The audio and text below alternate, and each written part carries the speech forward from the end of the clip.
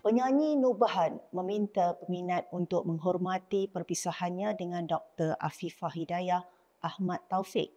Bapa kepada 3 anak itu menjelaskan ini kerana mereka telah mengambil keputusan untuk berpisah secara baik.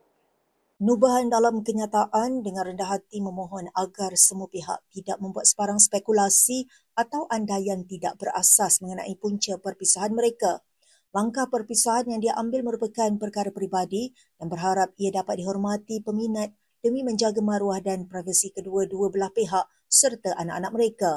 Nubahan juga memohon agar doa yang baik diberikan kepadanya, bekas isteri dan keluarga agar mereka terus kuat dan diberi ketenangan dalam menghadapi fasa kehidupan yang baru.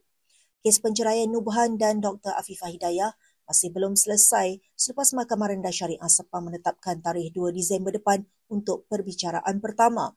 Di media sosial, netizen mengutarakan pelbagai sebab punca perpisahan antara lain bersifat peribadi yang menyentuh hal kekeluargaan.